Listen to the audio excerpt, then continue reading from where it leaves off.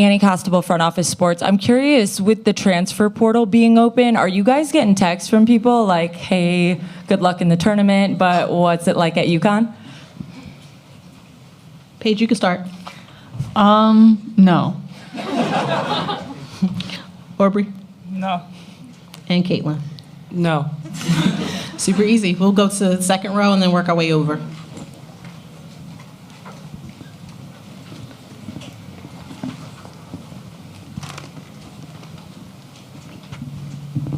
Jen Hadfield with the next. Kaitlyn, for you, just what do you think the biggest areas are that you've grown as a player during your season with UConn, and how do you feel like Princeton prepared you for all that you've gone through this season and for this moment? I feel like Princeton has prepared me really well as a leader. I feel like that's where I got comfortable using my voice, and I feel like that's sort of translated over here. And then being here at UConn, it's just a matter of getting comfortable playing within our system and finding the best places for me to succeed. We're going to go to our left. Coach Trey from SB Nation, this for you, Paige. Right now, you on a tear. Like, you going wild right now. In your mind, do you already feel like you're a pro going against college kids? No, not at all. Just being present here. I'm still in college. It being my 5th year. Obviously, I want to use my experience as an advantage and use that to help myself and to help the team. But definitely, just staying present here in college. We're going to stay to our right. Kareem, if you could raise your hand, I see you. We'll put you on the list. Hey, Paige. Kareem Copeland, Washington Post. How did you, obviously the championship is the goal, but how did you kind of want to approach this one more run in this tournament? And, like you just said, you've kind of really turned it up these last 3. So personally, how did you want to approach this tournament? Just approaching it as one game at a time, one practice at a time, one weight room session at a time, and not looking too forward into the future and going 40 minutes by 40 minutes. And playing it by possession. I think focusing on the possession that you're in will help you not worry about missed shots or mistakes in the past or worry about being anxious for the future. But the possession that you're in is the most important possession of the season. And if you approach every possession like that, you'll have a sense of urgency to get everything right. And just enjoying it, embracing it. Obviously, it's my last year. It's all of our last years here. So just to be able to enjoy being here together and enjoy the little things like hanging out, saunaing together, cold tubbing together, eating together, like all the little things that you sometimes take for granted. Don't take them for granted and just enjoy them as much as you can. We'll stay to our right. Doug, please raise your hand. Doug Feinberg, the Associated Press. For all 3 of you, what challenges does UCLA present for you guys? Start? Yes, please. Obviously, Lauren Betts, the size, what she does offensively, defensively, protecting the paint, and being a force on offense, really carving out space for herself, but also what she does to get her teammates open looks with all the attention that she draws. And it's not just her. There's shooters sprayed around the outside, so you can't focus on too much on one thing. So they're really versatile in what they do offensively, defensively. Got good size, good length. So they got great pieces. I agree. They have great pieces, especially Lauren Betts in the inside. And I think if we do a good job of we gotta play both and play their inside and outside. They have some great shooters too, so I think they're very versatile. Yeah, everything the 2 of them already said. We're going to the center of the room.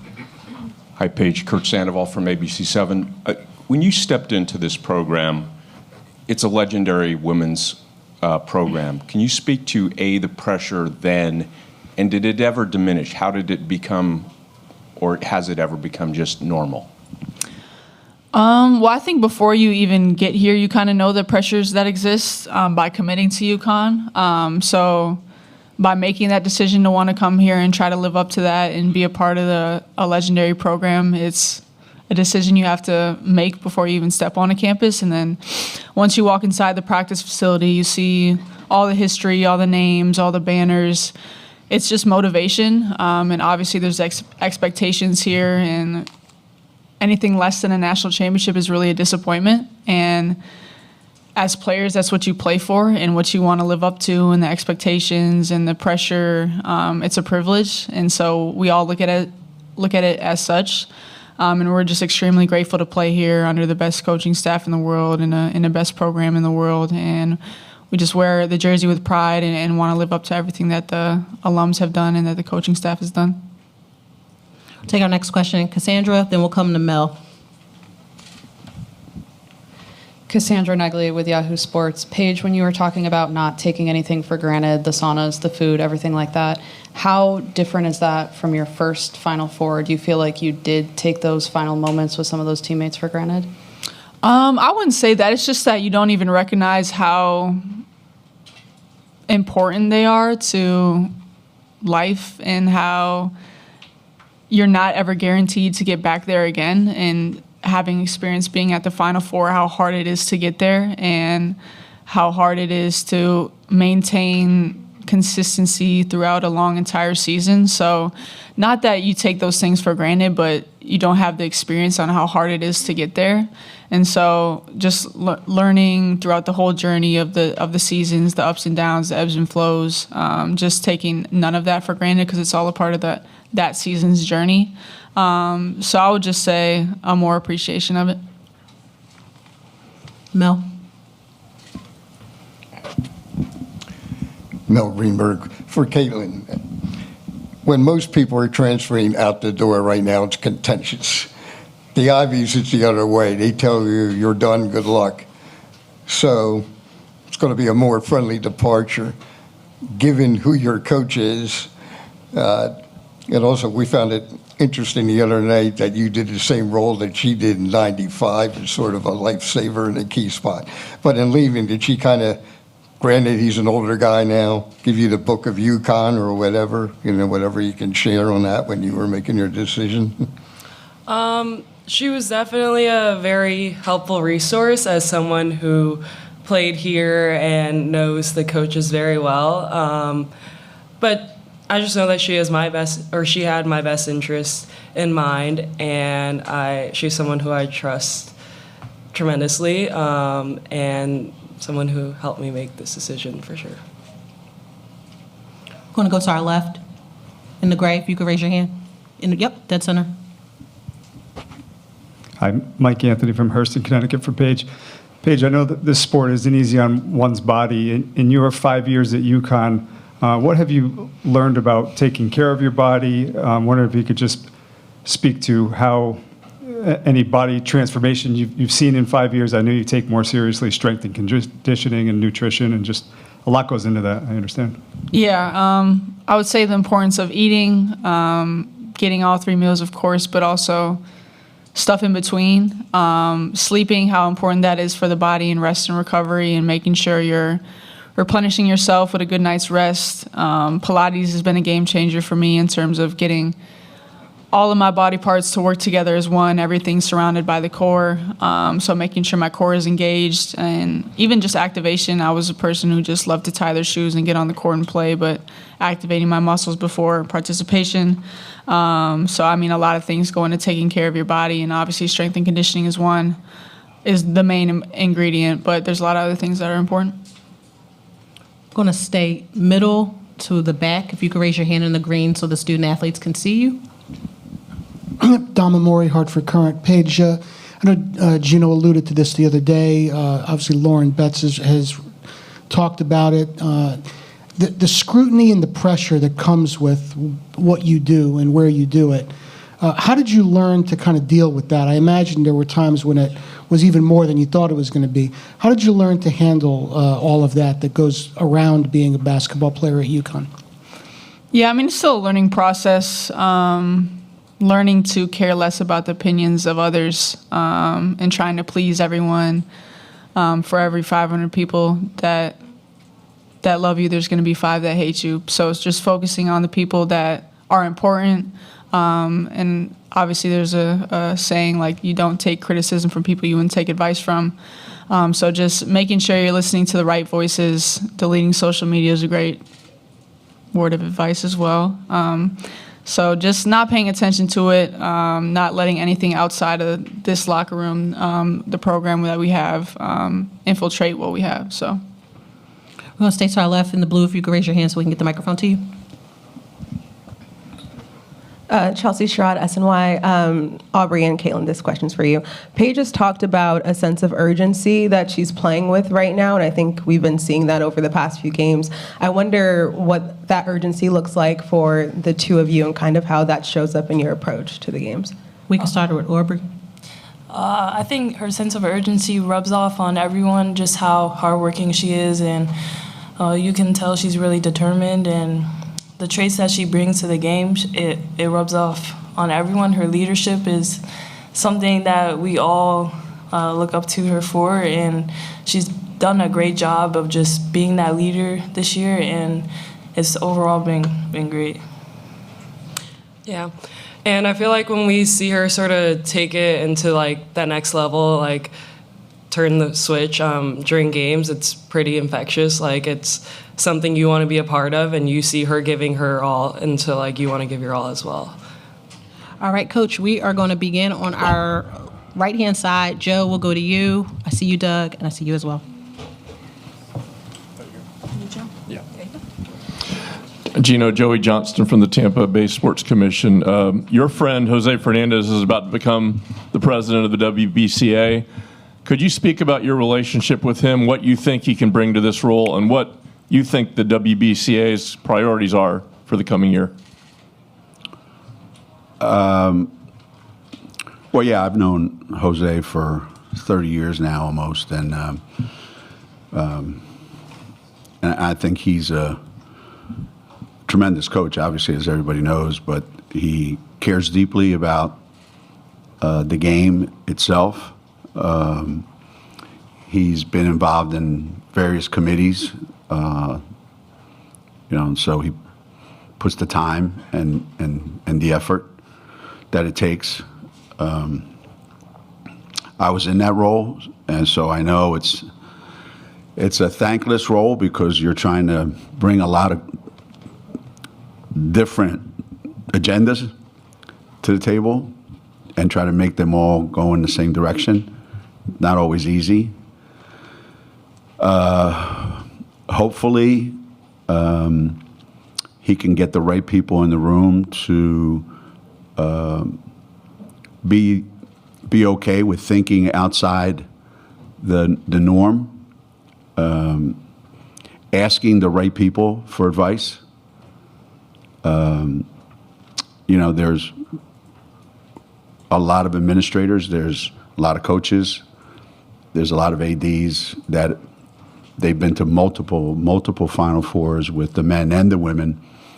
And I think a lot of times we say, well, just because the guys do it, that doesn't mean we should do it. That's absolutely true. We do something that they don't do, which is, we have quarters. They're the only people that bounce a basketball to play halves. We advance the ball so the game lasts longer, so you have more opportunities to win the game, We did away with the one-on-one and all that. We've come up with some great ideas that have helped our game. But I also think we're sometimes afraid to look at what they do that enhances their tournament and see whether or not that fits what we want to do. And not be married to tradition, I guess is what I'm saying. And bring the game, as I've been a big proponent of this, and I'm going to talk to Jose about this, bring the game to more people. By going to 2 regionals, we've taken the game away from the people, and I think we need to bring it back to where more people can be in the stands. And lastly, we need to change the schedule. We need to finish way earlier than we finish now so that we don't come here Tuesday night, 3,000 miles, and then practice Wednesday and Thursday and play the biggest game of the year on Friday night at 9:30. And we were the last team to play on Monday. And the team we play was home Sunday afternoon. So And that just goes for whoever played in that game. I just happen to be that person today. So we need to change the schedule so that we have more time, and maybe we need to finish on a different weekend than the men finish. Maybe we need to finish a week earlier. We do it for the conference tournaments, right? So there's a lot of things I want to talk to him about. He might be the one guy that will ask me, so that's not a bad thing. We're going to do a little bit of a zigzag. We'll go Doug, then we'll go Dom, and then we'll work our way back. Hey, Geno, Doug Feinberg, the AP. Yeah.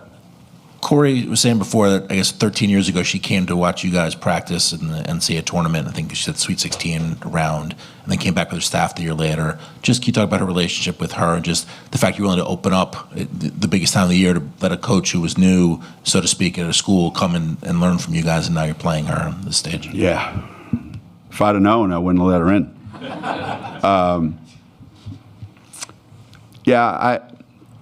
I just remember when I was a young coach, especially in high school. When I was a young coach in high school, always admired the coaches that were open and willing to share ideas, their ideas.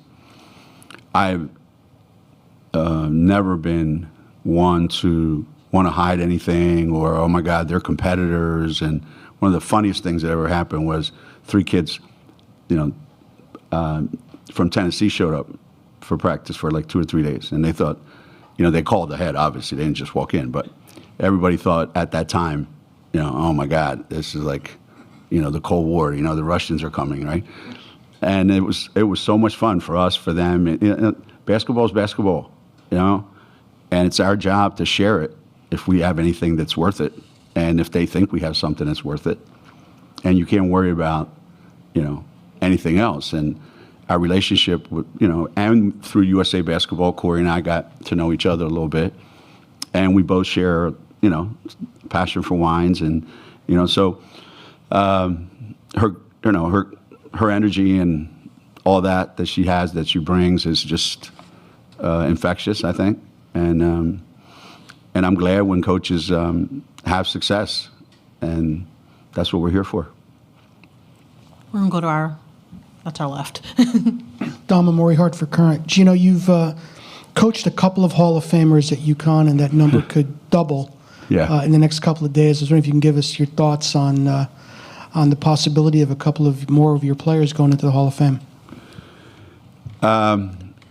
It's so unbelievable that when you think of a 17-year-old that you're sitting there talking to, and you're projecting them as freshmen and sophomores in college and juniors in college, and where do I think they can be, and how much impact could they have on our program, and all those great things.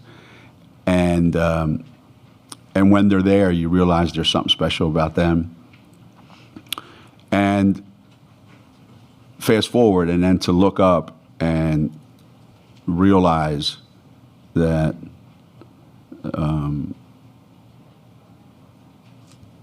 their wildest dreams have come true. I mean, what kid doesn't shoot a basket when they're 10 and think about winning a national championship, winning, a gold medal, and then somebody goes, you're the best player in the country. But I don't know that any one of those kids ever came to UConn saying, I came here to make the Hall of Fame, to be inducted into the Hall of Fame. I don't think anybody said that. Maybe Diana did, because, But for me to see, what's happened up there with Rebecca and Swin, and now Maya and Sue, obviously being in the mix, that pretty much is bigger than, when you look back, than all the national championships. Are there Hall of Famers? Who? They're Hall of Famers for me. They're Hall of Famers for their family. They're Hall of Famers for everybody. They're even Hall of Famers for the UConn haters. That's one thing they can all agree on. They're Olympian Hall of Famers. They're WNBA Hall of Famers. They're College Hall of Famers. They're Hall of Famers as people, most of all. We're going to go to our right. Ben, if you could raise your hand so Coach can see you. Ben Pickman with The Athletic. Dawn was in here earlier, and she mentioned that she wants or she hopes that college basketball would have its own TV deal to determine its worth. I guess, where do you stand on... Who said that? Dawn. About? The media rights deal. Oh, the women's basketball should have their own? Yeah. Yeah, I thought they were doing stuff like that. I thought they were trying to spin it off. I don't know where that got, and it probably didn't get as far as maybe it could have. But we talk about that all the time. And we also, it's funny because we talk about it in our league. We talk about it as UConn. How do we get more value for our brand? Is it worth more than if you put it into collectively a bunch of other stuff? So it's worth exploring, I think. When you put it out there, you're going to have to be ready for it. It may be smaller than you think, and it may be 3 times larger than you think. So it's best to find out, right? Instead of just keep wondering. So yeah, I would think that would be fantastic. We're going to stay to the center of the room, Coach. Hey, Geno. Matt Baker with The Athletic. Another kind of big picture question, but revenue sharing probably going to be finalized and signed off on here in the next couple of days or weeks. What sort of impact do you expect that to have on your game and the types of programs that are able to compete for women's Final Fours? Well, it'll ruin parity. That's number one. I'm for revenue sharing. There will be less parity in the game of basketball. If you look at right now, there's less parity happening every year in men's basketball. People talk about the football, 12 schools. It's the same 4 in the Final Four, seems like every year. And as the money now drives it, there's going to be less people that have that kind of money. There's going to be less of them that are going to want to give it to women's basketball. So if the number of teams that could win the national championship, when it was us and Tennessee and everybody wanted anybody to win other than UConn and Tennessee, and then it kind of stretched. Now you look at the landscape today, and it's still a lot of the same teams, but there's a lot more vying for that spot in the Final Four. Well, now that's all going to go away. Now it'll become like college football, where in every conference, and as the conferences get bigger, think about it, it's 18 teams in the Big Ten for now, okay? I would venture to say 8 of those teams will never get to the championship game in any sport. I'm talking about basketball, football, men's basketball maybe. So when you do those kind of things and it's money driven, it's going to be who's going to become the Dodgers and the Yankees. And how many of those are you going to have? And how many other programs in women's basketball are going to be Milwaukee and Kansas City? Because that's where we're headed. And don't believe this $20.5 million salary cap. See, the thing in the NBA, if you go over the salary cap, there's a huge tax. There's a salary cap in revenue sharing in sports, in college. You think anybody in their right mind is going to stick to 20.5? That might be what's on the books, but that ain't going to be the final number. And there's nobody out there looking around to collect taxes on that. Coach, we're going to go to our right. Hey, Coach. And we play at UCLA. They're really good. Yeah. Just thought I'd throw that in. Hey, Coach, T. Baker with The Next. Kaitlyn Chen obviously had a great Elite Eight, and when you think about what she's brought all season, what has been the biggest difference she's brought to the team, and what gap has she filled in the roster? Maturity, experience, things that we obviously lost when Nika graduated. She's a different player than Nika, different personality, approaches things differently, different skill set. But in what we needed for this particular team, I think she's been the perfect addition. Obviously, Sarah Strong was biggest addition. I think Kaitlyn Chen was the perfect addition for what this team needed at the position that we needed it. And so you saw in the other night in that game why it was worth bringing her in. And I have had a blast coaching her. I mean, We'll go to the second row on our left. contrary to Ivy League students, they do have a sense of humor. Hi, I'm Stephanie from SB Nation. There have been a few players not from UConn this tournament run who have expressed they've come from traumatic or toxic environments to other schools. You have a wealth of coaching experience, and you obviously have players for decades that adore you. What do coaches need to do better? Man, oh man. Even if I knew, I wouldn't tell you. I mean, I can share, but I can't share that much.